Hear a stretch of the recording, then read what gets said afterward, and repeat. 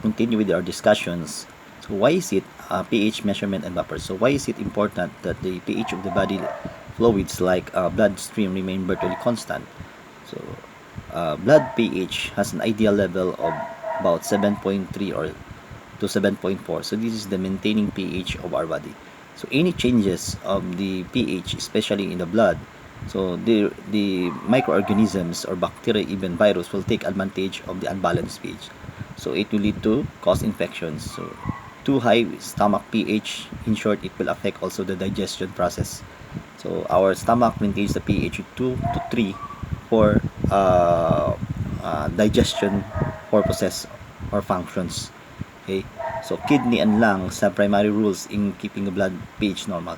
So if there is what we call altered pH, it's either higher pH lead to alkalosis, that is abnormal conditions also already, or a lower pH will be acidosis. So it will cause different kinds of abnormal conditions or even disease in our body. Next, the normal pH of small intestine, take note, neutral 7 pH 7.0 to 9. This is an alkaline. Usually weak drugs are designed to be weak acid drugs, which usually dissolved in the small intestine or absorbed in the small intestine. Okay, pH of the stomach is 1 to 2, so 2 to 3 is still in the stomach, so which means the acidic environment of the stomach is very important in digestion process or digestion of food. Okay, how does such pH remain constant? Number one, so pH remain constant addition of presence of different biological buffers that will maintain the pH value of the surrounding environment or the tissues or cells. Maintaining the proper pH is critical during the chemical reaction. So every chemical reactions there is a maintaining pH. Okay, in order to maintain the proper chemical composition inside the cells, the chemical composition of fluid outside the cells must kept relatively constant. This constant is considered to be homeostasis. The constant movement of ions outside and inside of cells have a maintaining pH. Example, the pH of the inside environment of the cell is circumneutral or 7. The outside is mostly acidic, so that is considered to be the maintaining pH, which two ions which an ions I mean there is what you call a exit and entry of an ions based on the pH outside and insides of the cells. So that is considered to be the homeostasis. So pH of common substances. So 0 we have your mga battery acid, okay, stomach. So 1 to 3 lemon juice, vinegar, so coke. So just take note of the different pH. So above 7 is considered to be the alkaline or basic. So we have strong basic solution is the liquid drain cleaner or the caustic soda.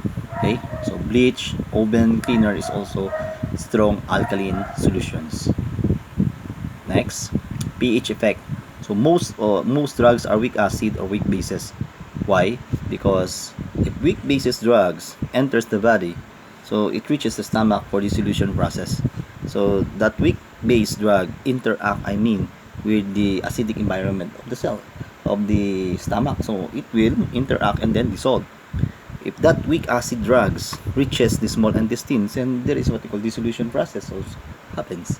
Okay, so weak acid meaning the pH is 6 to 7 or weak base.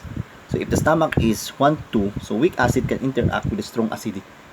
Okay, so ionization of drugs may markedly reduce the ability to permeate membranes. Yes, ionization meaning if drug is ionized, it is more water soluble. So it ionize or it transfer electrons with water, wherein it has a difficulty in or reduce property in crossing the membrane bilayer or the bilayer phospholipid. So when say ionize siya, nag-dissolve sa water, so there is a tendency na mahina yung formation process niya.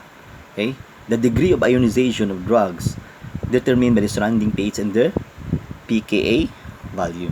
Okay, Henderson-Hasselbalch equation. So pH equals to pKa plus log of the ionized drug over unionized drug. So pKa negative logarithm acid dissociation constants. So this is considered to be the formula for the pH of the certain drugs, okay, based on the Henderson-Hasselbalch equation. Experiment 2, we have buffer and buffer capacity. So these are examples of buffer. So liquid, so we have dry pack, no? May mga preparations na yan. So it is prepared in the laboratory already. This is known to be the pH meter. So we have here the sensor. Ito yung sensor niya.